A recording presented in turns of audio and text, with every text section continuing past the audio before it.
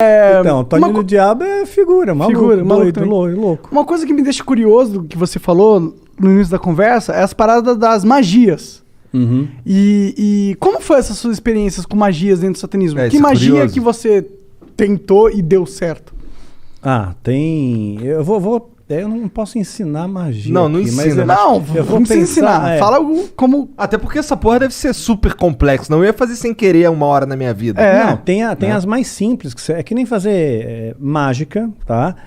Mágica e magia, né? No começo você aprende a fazer um truque simples, de repente você está fazendo a pessoa levitar. Matar né? mesmo, os outros levitam. Eu duvido. Não levita. Tá. No truque, no ilusionismo. No truque, tá. No ilusionismo, entendi. fazendo uma analogia Tá bom, aqui. tá bom. Então, no começo você aprende um troço truque besta. de carta, uma coisa de carta. Aí de repente você está fazendo alguém levitar. Entendi. Né? Então você Tipo, cresceu. não dá ali, pra tu ficar invisível. Não dá pra ficar invisível. Mas tem alguma coisa sobrenatural realmente que você chegou a testemunhar? Ou algum ritual ou magia que promete algo que dizem que funciona, algo assim?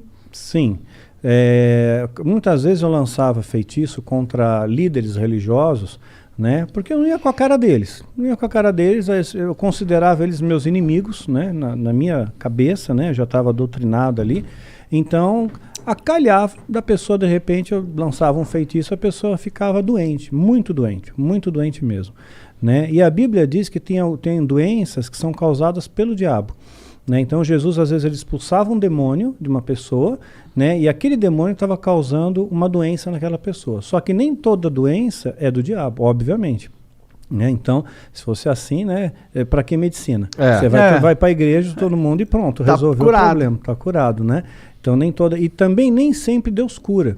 Né? Então, às vezes a pessoa tem uma doença, ela acha que é do diabo, pôs na cabeça dela que é do diabo e que ela tem que fazer, sei lá, uma libertação, uma quebra de vinho, quebra de maldição hereditária, aquela coisa toda. E não é uma doença natural e Deus não vai curar ela. Não vai, por mais fé que ela tenha, Deus não vai curar. Tem alguns caras na Bíblia mesmo que morreram de doença, né? Eliseu, aquele cara... Eliseu, quem mais? Morreu da doença que ele tinha. Eliseu, ele recebeu a porção dobrada de Elias, que era o profeta, que era o cara, que era o top das galáxias, né? Que fez o sol parar. Pois é. Então... Caralho, tá manjando, hein? Sua mãe contou muitas coisas. Pois é. Então, você vê quanta coisa que tem. Eu espero que tenha sido Elias mesmo, não tenha falado merda. Então, Eliseu morreu da doença que ele tinha.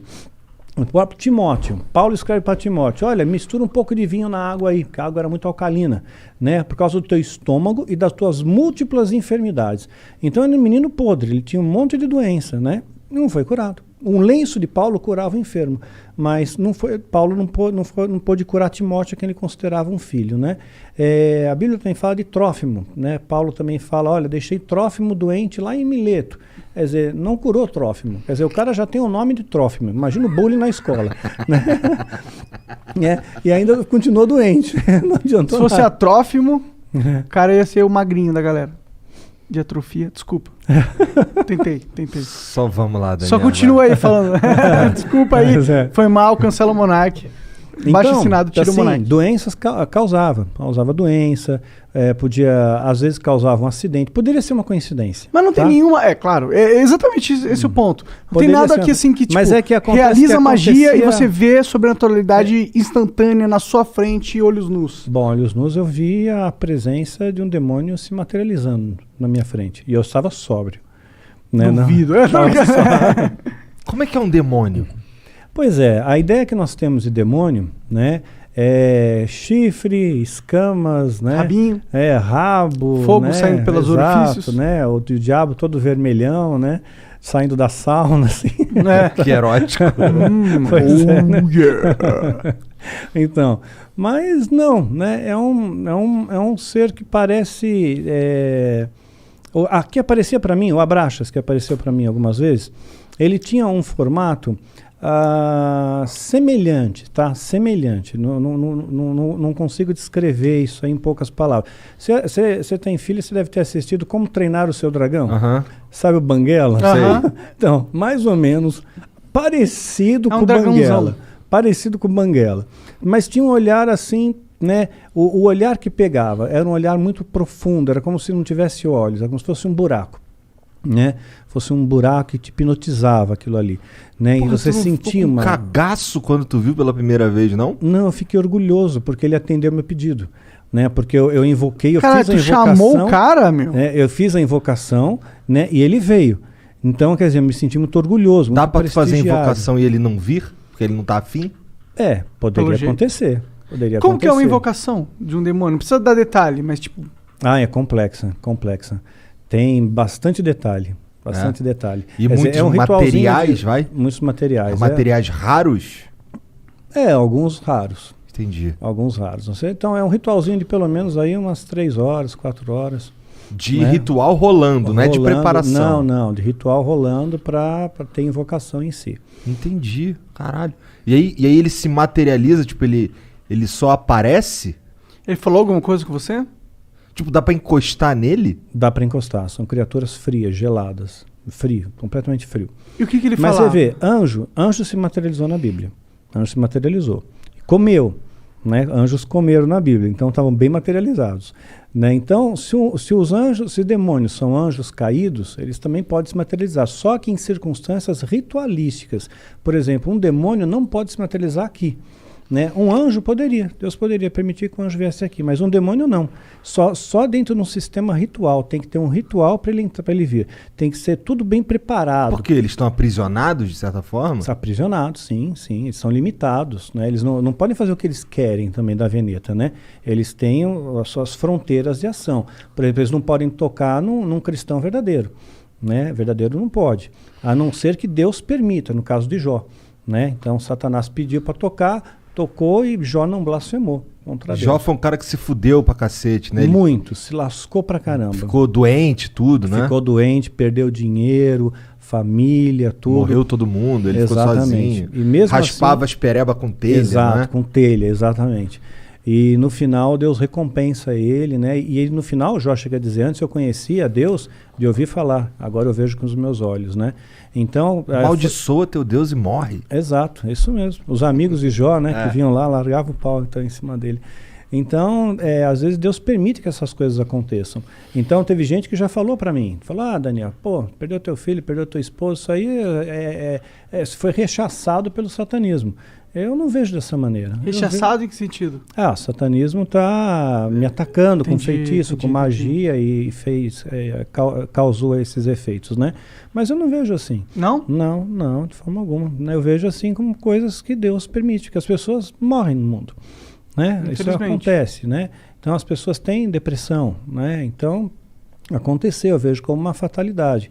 E mesmo se fosse no caso como Jó, né? Vamos supor que o demônio tivesse pedido permissão para Deus, olha, deixa eu tocar lá no Daniel, né? Porque vamos ver se realmente ele segura a onda, vamos ver se ele é cristão de verdade, vamos ver se ele não vai se rebelar contra Deus, né? Depois se eu tirar dele o que ele tem de mais precioso, né? Que era o meu filho, né? Principalmente, né? Então tirou. Aí eu nunca me rebelei, nunca questionei a Deus, nunca briguei com Deus, né? Eu sempre costumo fazer a oração que Jesus nos ensinou como modelo do Pai Nosso, né? E dentro dessa oração está escrito, olha, Pai, seja feita a tua vontade, assim na terra como no céu. Né? E essa é a minha oração, seja feita a sua vontade, não é a minha, é a tua. Se a tua vontade é essa, que a minha esposa partisse naquele dia 30 de maio, pronto, é 30 de maio, é o dia que Deus escolheu. Né? Então eu descanso nele, ok?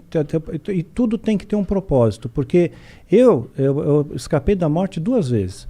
Né? Então por 2 vezes escapei da morte. Então, olha, eu diria que 3, se contar da vez que reagiu a arma lá do cara. Se contar nessa 3, porque ali 2 vezes, né? Então, assim que eu vi a morte de perto, né? Você sente o cheiro da morte de perto, né? E então, quer dizer, se eu não fui, é porque tem algum propósito aqui ainda, tem alguma coisa ainda para fazer aqui. E quando terminar esse propósito, aí Deus me leva. Era alguma coisa ligada a esse assunto de satanismo e tal, que tu quase morreu, ou não tinha nada a ver? Não. Teve uma das ocasiões, por exemplo, foi no ano passado, né? Foi dia 30 de novembro do ano passado, ia entrar dezembro foi o mês que meu filho partiu, né, dia 22 de dezembro, então eu estava muito angustiado com aquele negócio, poxa, vai entrar dezembro, mais um Natal, mais um final de ano, aí eu tomei um monte de comprimido para dormir, eu só queria dormir, eu não quis matar, né, meu interesse não era morrer, só que eu acabei aspirando e tive uma pneumonia aspirativa e entrei em coma profundo, né? Caralho. Pois é, fiquei 22 horas em coma profundo, entubado, acordei entubado no hospital, Caralho. assim. Então, ali Foi você dormir sente... na tua cama e acordou entubado. Acordei entubado.